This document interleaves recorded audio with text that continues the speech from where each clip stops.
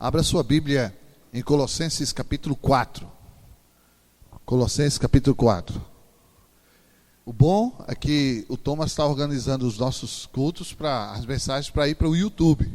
Olha, coisa boa.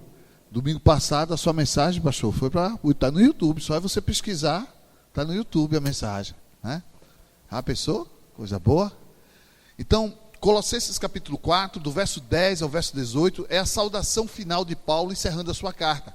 Mas eu queria convidar os irmãos a mergulhar nesses personagens bíblicos e descobrir um pouco sobre eles e como eles são, vamos dizer, importantes na vida de Paulo, para o ministério, para o reino de Deus, como Deus usou essas pessoas na vida de Paulo, no engrandecimento do reino. E às vezes a gente fica olhando assim, alguém que é aparentemente tão anônimo, tão assim inexpressivo, às vezes não tem nenhum cargo, né? Muito mal sabe falar, mas que Deus usou para fazer diferença de alguma maneira, de alguma forma. Abra sua Bíblia, Colossenses capítulo 4, a partir do verso 10. Colossenses capítulo 4, a partir do verso 10.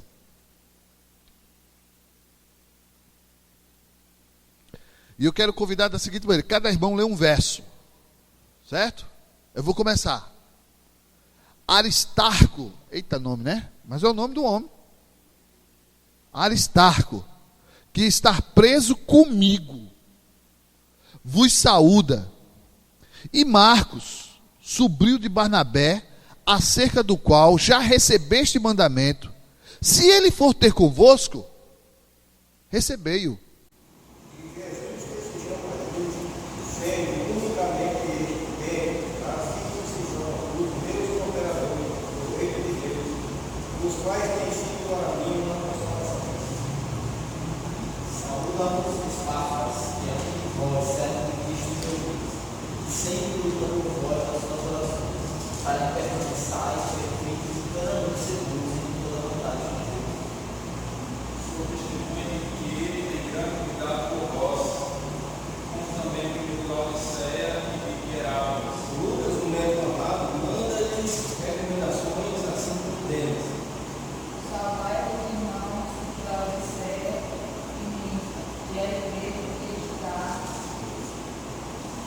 Está onde?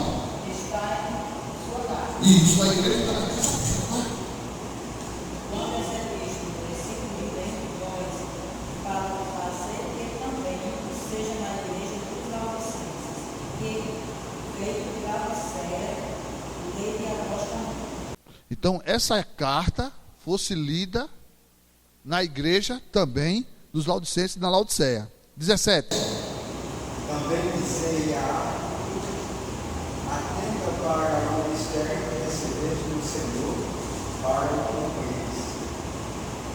Eu, Paulo, escrevo esta saudação de próprio punho. Lembre-se das minhas algemas. A graça seja com vocês. Amém. Então, no final da carta, a gente observa quem é que escreveu Colossenses. Ou não? Eu, Paulo, com o meu próprio punho, escrevo para vocês.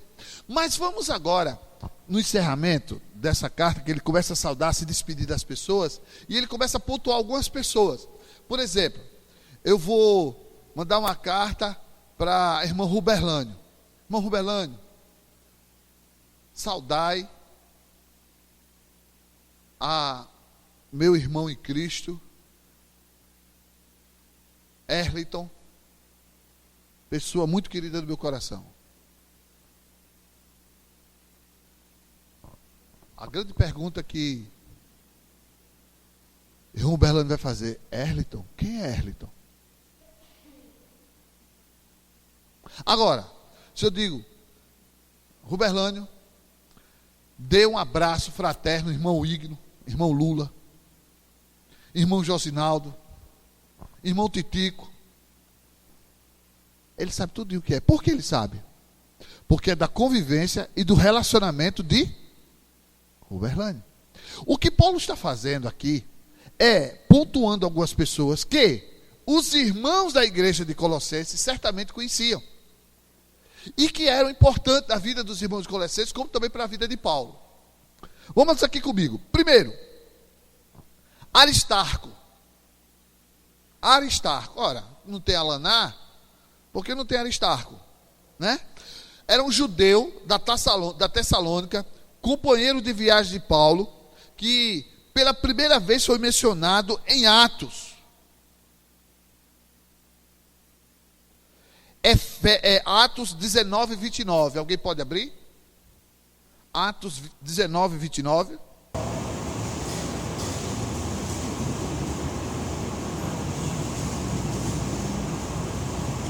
E encheu-se de confusão toda a cidade, e unânimes correram ao teatro, arrebentando a Gaio e a Aristarco, Macedônio, companheiro de Paulo. Então pegaram os dois. Foi um dos delegados daquela igreja que contribuíram para os santos quando passavam necessidade em Jerusalém. E acompanhou as cidades do apóstolo Paulo na sua terceira viagem missionária. Atos 20, verso 4. Alguém pode abrir? Que acompanharam Sócrates de Bereia, filho de Filipe, Aristarco, Segundo, Tessalônica, Gaio, de Derbe e Timóteo, além de Tico e Trófimo da Ásia. Então, essas pessoas acompanharam Paulo. E entre elas estava quem? Aristarco. 1 Coríntios 16, 1 e A4 e 2, 8, 9, navegou com Paulo desde Cesareia a Roma. 27 e 2 registra novamente. E está com o apóstolo Paulo quando este escreveu para Filemon e a igreja de Colossos, falando Aristarco como seu cooperador e amigo, ainda como companheiro de prisão. Então, alguns estudiosos atribuem que ele ficava na prisão, não por, vamos dizer, determinação de Roma, mas por companheirismo para servir a Paulo. E alguns eruditos chegam à conclusão de que Paulo, já nessa idade de Roma, já tinha problemas sérios das articulações, porque tudo indica que ele teve malária, e um problema sério de visão. Então Aristarco provavelmente ajudava nas cartas que ele mandava às igrejas irmãs e se tornou voluntariamente preso. Eu fico imaginando como alguém livre se torna voluntariamente preso, porque entende que essa é a vontade de Deus para a sua vida. É a única explicação, irmãos. É a única explicação. Ficar ao lado de alguém que Roma condenou, que é Paulo, e que estava só esperando um julgamento para ser sentenciado à morte, que a qualquer momento seria morto. Aí diz aqui, são as anotações que eu pesquisei, né? Falando de estar como seu cooperador, bom amigo, ainda como seu companheiro de prisão. Isso está em Colossenses 4, 10 e 11, Filemão 24 também. Como na epístola a Filemão 23, 24, somente Epáfras é indicado como companheiro da prisão. E na epístola de Colossenses 4, 10, somente Aristarco, podendo supor que ambos são companheiros de Paulo e se revezavam nas prisões de Paulo, compartilhando voluntariamente o cativeiro de Paulo. A grande questão é o seguinte: nós achamos que o nosso ministério tem a ver com Deus e não tem a ver com o próximo. Mas às vezes Deus levanta pessoas para cuidar de outras, e ali se torna o ministério daquela pessoa. E como considera? Pessoas que dedicam a sua vida para cuidar de outra, e Deus colocou isso com a convicção no coração dela. E aqui nós temos esses dois homens que se revezavam. Verso de número 11. Quem é que está aí? Marcos, sobrinho de Barnabé. Essa é uma figura muito enigmática e sugênere. Por quê? Marcos era um jovem empolgado com o evangelho que Paulo e Barnabé levam numa viagem missionária. Na primeira viagem missionária, vai para o Antioquia Norte, embarca, entra por terra, começa a caminhar, e ele diz: rapaz, eu não vou mais não. Mas como assim? Você não veio, rapaz, para a gente para a viagem missionária, para a gente pregar o evangelho? Eu não vou mais não. E diz o texto que Marcos volta. Tudo bem. Fazer o quê, né? Quem calça seus sapatos, a maneira ele aperta, ele não tem condições de viajar para pregar a palavra, vai apanhar, tem prisão, tem assalto, tem frio, tem fome, tem lugar que ele não tem onde dormir. Está certo, ele está cuidando da vida dele. Afinal, Barnabé, Deus chamou a gente, né, Barnabé? É, Paulo, é mesmo. Deixa o menino ir. No entanto, capítulo 13, Paulo e Barnabé, depois de voltarem da primeira viagem, vai para a segunda viagem, e eles decidem fazer uma segunda viagem missionária. Deus está chamando para ele pregar o evangelho. Barnabé, com certeza, vamos pregar o evangelho. Conta comigo, Paulo, vamos lá. Então, a gente viaja quando? A gente viaja tal dia. A gente vai por onde? Vai por tal caminho, vamos fazer assim, vamos fazer assado. Bota, Paulo. Sabe quem quer ir com a gente? Quem? Marco. Quem? Marco, rapaz, meu sobrinho. Não. Tem lógica não ele ir com a gente, não. Tu lembra que ele abandonou a gente? Esse menino não tem chamada para o ministério. É gente boa, é seu sobrinho, respeito muito, mas não tem chamada para o ministério. Ele não vai. Não vai. Brigaram. Paulo e Barnabé se desentenderam. O grande questão disso é que agora, ao invés de uma frente missionária, tem duas. Barnabé pega o sobrinho, vai para um lado, e Paulo pega Silas e vai para outro. Até no desentendimento, a Bíblia, né, o Senhor controla essas coisas e vai ser. Mas o que me chama a atenção, meus amados irmãos, que se criou um ranço, se criou um mal-estar. Isso no começo do ministério de Paulo. No entanto, os anos se passaram. Paulo está preso. Aqui, a gente observa claramente que toda a diferença que ele tinha com o João Marcos já fora resolvida. Por quê? Alguém pode ler novamente o verso 11? Não, verso 10. 10.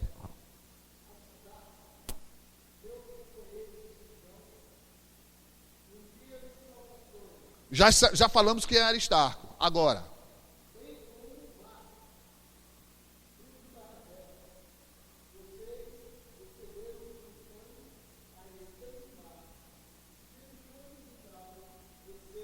Olha aí.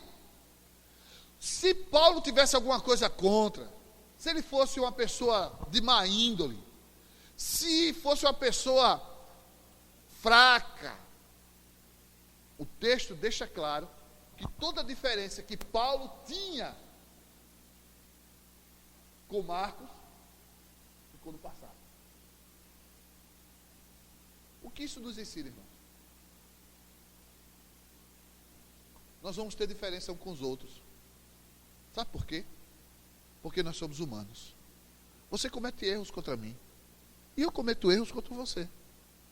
A grande questão é até quando a gente vai ficar bicudo um com o outro. E esse ranço, essa chateação, esse aborrecimento, vem a interferir na minha vida com Deus e no reino. Ele sentou nesse banco, pô, eu sento nesse. Nem sentar no mesmo banco eu sento. Por quê? Porque eu estou chateado com ele.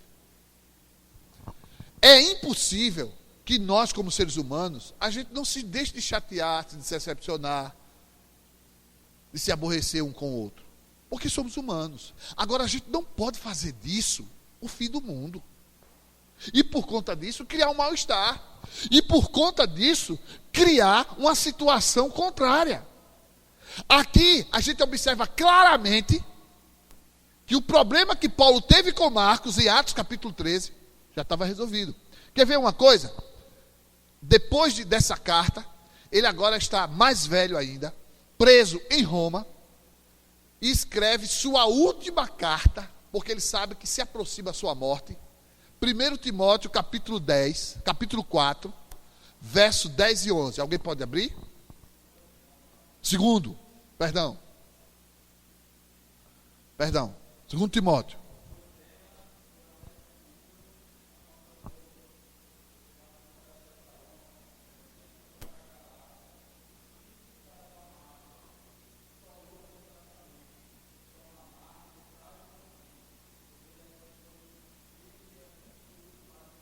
Eita! Quem não valia nada, hein? Não quer comigo? Porque Paulo, não, na nossa viagem ele não vai não. Ele viajar conosco não, de jeito nenhum. Aí ele manda essa carta a Timóteo dizendo, traga João Marco, porque ele é muito útil. Em outras versões tem assim, muito precioso. Em outras versões tem assim, Marcos é muito precioso para mim. Houve a diferença? Houve, mas foi resolvido. Irmãos, sempre vão ter diferença, mas nós precisamos resolver cada uma delas. A gente fica criando lixo, e aquilo afeta a gente para sempre. Para sempre. Porque não procuramos resolver. Certo? Vamos agora ver o nosso terceiro personagem. Jesus justo. Claro que meu Jesus é justo, mas não é Jesus o que morreu na cruz. Você vê, né? Como é importante a gente saber o contexto. Claro! Aqui a Bíblia está dizendo que Jesus é justo. Versículo 11. Diga aí, alguém pode ler?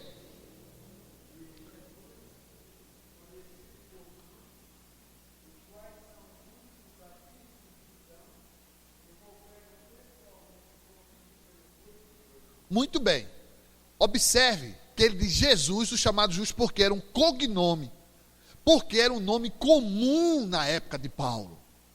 José. Aí o Boab fala, que José, pastor? José, o eletricista. Ah, sei quem é. Maria. Aí Heloísa, qual Maria? Maria, rapaz, a enfermeira. Ah, sei quem é. Esse é o mesmo estilo de se referir a Jesus, não Jesus, o Senhor de Paulo, e o Senhor nosso, aquele que morreu na cruz, mas um cristão que tinha uma cunha, um título, um tema sobre ele. Justo. Que coisa linda. É bom demais, rapaz. Um cristão tem uma qualidade dessa. Justo. Já pensou? Você ser conhecido por qualidades como essa? Ruberlânio, o evangelista. Moabe, o amigo. Joel, o tranquilo. Heloísa, a apaixonada por missões. É para missões! Não é não? É bom nós sermos conhecidos com termos que expressa o evangelho. Observe que esta qualidade, justo, mas tem um T aí, um quê? Esses três são da circuncisão. O que isso quer dizer? Hein, irmã Ilson? Esses três que ele citou, Aristarco, Marco e Jesus o justo, da circuncisão, é muito cooperador do evangelho e do reino de Deus. Por que ele citou da circuncisão? O que isso quer dizer? O que é que ela é da circuncisão? Exatamente. Eram cristãos, criam em Cristo, mas eram judeus. E o que isso quer dizer para Paulo? Pense comigo. Paulo era um homem que era judeu, mas pregava e dedicava-se a pregar o evangelho a quem? A quem? Aos gentios, não aos judeus. Se tinha judeu que viesse ouvir a mensagem e cresce em Cristo, tudo bem. Mas o alvo de Paulo sempre foi os gentios. E esses três que eram judeus, também pensava como Paulo e contribuía com a obra missionária de Paulo. A maioria da igreja, que era uma igreja judaica, principalmente a igreja de Jerusalém, que tinha muitos crentes judeus, que tinha o evangelho voltado para os judeus, que através dos judeus eles se convertessem a Cristo e ponto final. Até mesmo quem fosse estrangeiro ou quem fosse de outra nação, tinha que se converter ao judaísmo para se tornar salvo na pessoa de Cristo. Até que, no concílio de Jerusalém, naquela reunião que tem lá em Atos capítulo 13, a igreja se reúne e decide, não, Jesus é suficiente para salvar e se apartar da idolatria e do sacrifício aos ídolos e da prostituição. Pronto, isso é suficiente. Mas se ele é grego, se ele é egípcio, se ele é sírio, se ele é fenício, se ele é qualquer nação, creu em Cristo, é salvo na pessoa de Cristo. Por isso que ele diz, faz essa diferença da circuncisão. Muito bem. Jesus justo já vimos. Aí vem outro. Versículo de número 12. Alguém pode ler?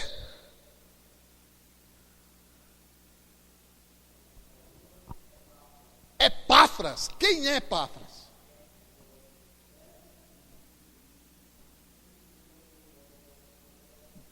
Ora, eu digo, que Levi? Saudai a Daniel, que é um de vós. Saudai a Filipe, saudai a Reuel, saudai a Andréia, saudai a Raquel, que é um de vós. O que é que Paulo está dizendo? É que Epáfras, estando lá, preso com ele em Roma, mas era um homem que era conhecido de quem? De Colossos. Mas por que, pastor? Capítulo 1. Capítulo 1, versículo de número 7. Abra aí, Colossenses 1, 7. Porque quem plantou a igreja de Colossos não foi Paulo. Quem fez a igreja de Colossos ser igreja não foi a pregação de Paulo, foi de alguém. Quem foi ele? Colossenses 1, 7.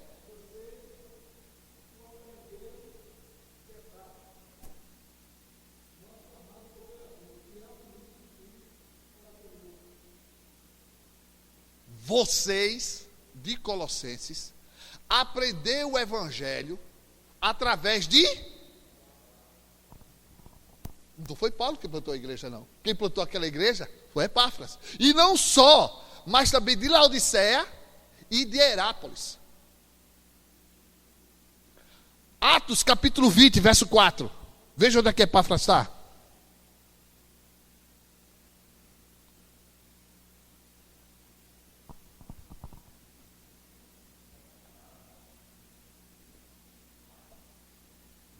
Verso 4.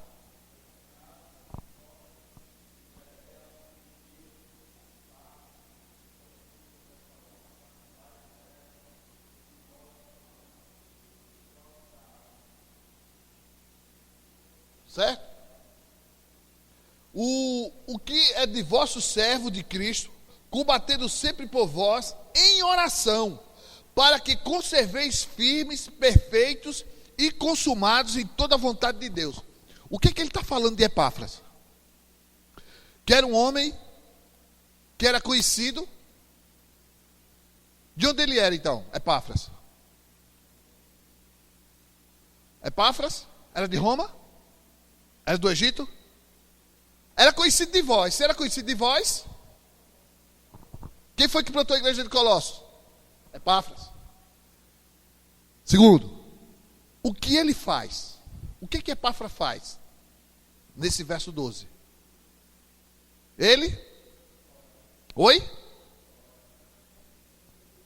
Muito bem. Orar, interceder. Mas é mais do que isso. Vamos ler no texto.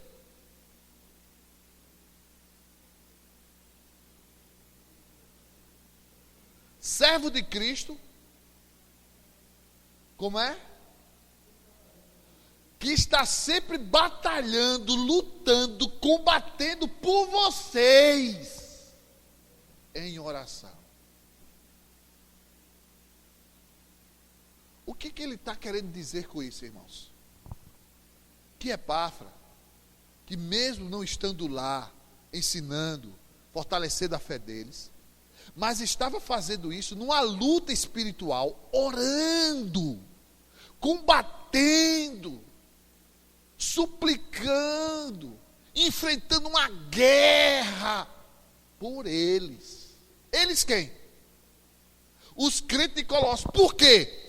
Porque os crentes de Colossos foi alvo do gnosticismo. As heresias estavam dentro da igreja. Nós já vimos isso nos estudos anteriores. E o evangelho precisava ser pregado, o evangelho puro, o evangelho de Cristo. E Epáfras não estava mais ensinando a eles. Pronto, Epáfras não liga mais para a gente. Epáfras esqueceu a gente. Epáfras não está nem aí para a gente. Ele está lutando por vocês em oração. Meus amados irmãos, como é importante, como falou o pastor Moab, a oração. Nós temos uma arma e não damos valor. Não dedicamos a oração como deveríamos dedicar. Nós gastamos mais tempo no Zap Zap, no Facebook, na TV, nos nossos dia a dia, trabalhos e compromissos que temos que cumprir, os cheques e ganhar dinheiro. Mas a oração é quando eu tenho tempo, em nome de Jesus, amém. Em nome de Jesus, amém. Em nome de Jesus, amém. Orações rápidas, relâmpagas. Está aqui um homem que é citado, que está lutando, combatendo, servo de Cristo, por aqueles irmãos lá de Colossos em oração. Agora, para que ele estava combatendo em oração?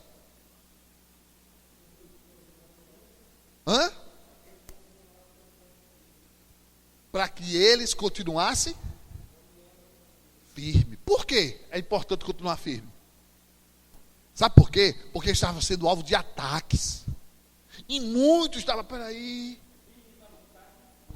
Aí essa é a segunda coisa. Por quê? Porque, não.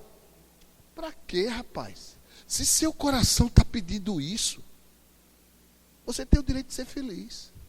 Não, mas Deus não tem nada a ver com Deus, não. Você não quer isso? Você tem direito a isso. Vá lá.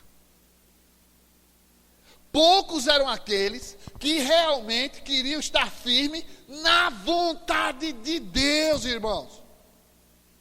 Porque seguir o próprio coração e seguir a sua própria vontade é fácil. E muitos estavam, vamos dizer, saltando da bicicleta, desapiando do cavalo, encostando ele para comer ali um capizinho e ficando por ali mesmo. E a estrada que era proposta, a carreira que está proposta, Cristo, o Evangelho, continuar firme, continuar na palavra, continuar crendo, fugir do pecado, viver da vida que agrada a Deus. Não. Porque é muito mais fácil eu seguir a minha vontade do que a vontade de Deus. Eu conheço pessoas que não tomam a decisão ao lado de Cristo, fazer a vontade de Deus, que é abandonar o mundo, entregar sua vida a Cristo, porque o que é que os outros vão dizer de mim? Preocupado com a vontade dos outros, a opinião pública dos outros. Para quê? Para conservar firmes, perfeitos, em toda a vontade de Deus. 3 coisas ele combatia em oração, para que os irmãos de Colossos, de Laodiceia e de Herápolis ficassem firmes, perfeitos e em toda a vontade de Deus. Paulo dá testemunho de quê? A sua versão tem cuidado, mas outras têm outra versão. Como é que está aí, irmão Wigno? O versículo 12. 13, Colossenses 4:13. Tem não? É miudinha demais? Zelo. Tiarlen, será que dá para ler aí? Nessa versão de Wigno? Porque a letra é bem miudinha mesmo.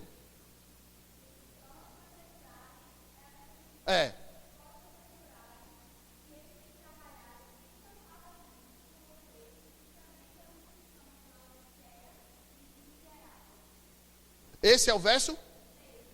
O 12.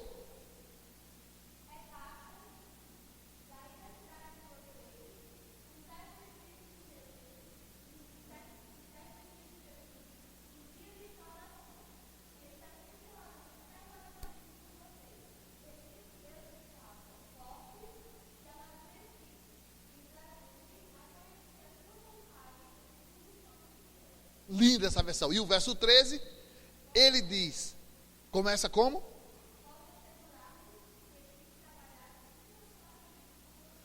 Incansavelmente, zelo, Filipe tem cuidado, apreço, e se esforçando muito. Sabe o que é isso?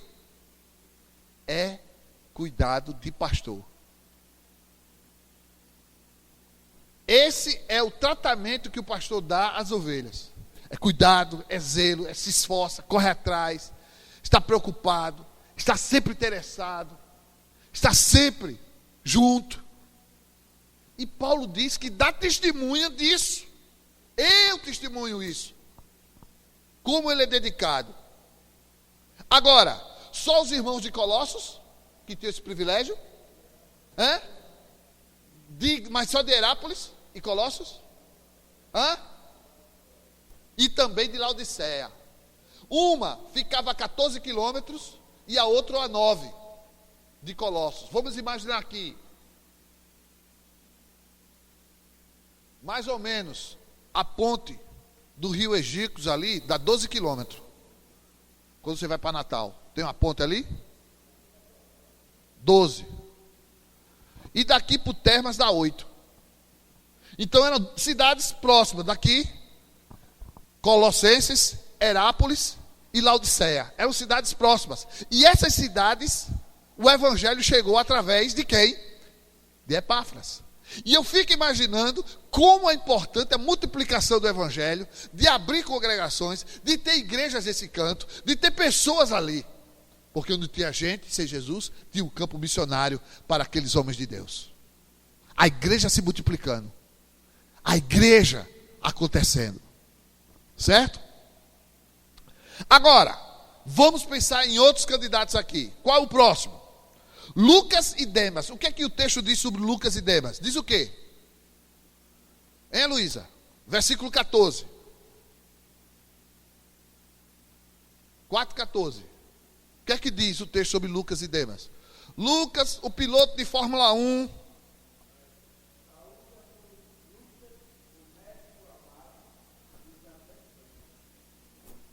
Lucas, o médico amado, que foi responsável por escrever o Evangelho, conforme Lucas, o terceiro Evangelho, e também foi responsável em escrever Atos dos Apóstolos.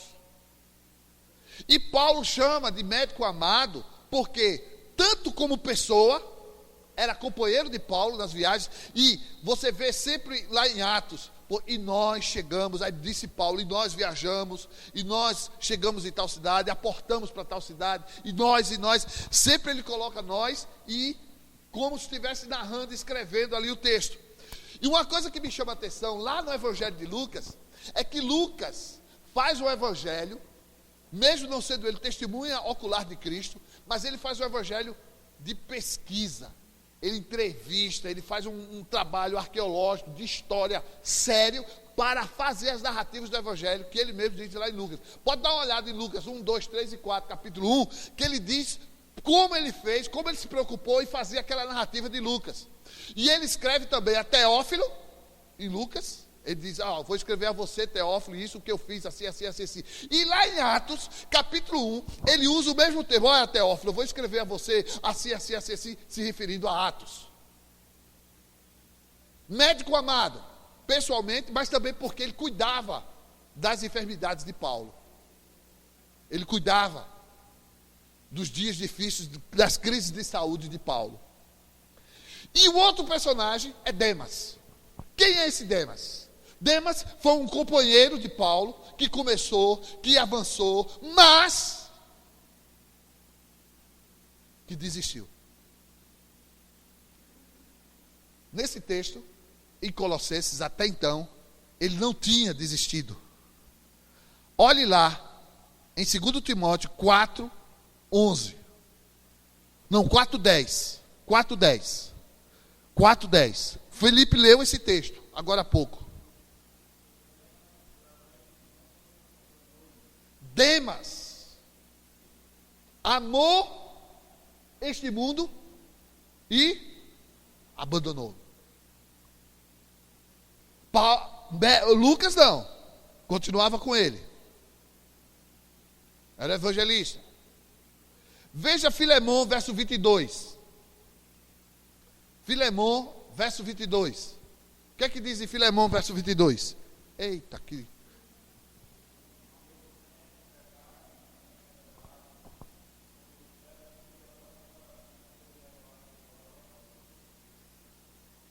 Não entendi não, Felipe. Filemão 22 diz isso?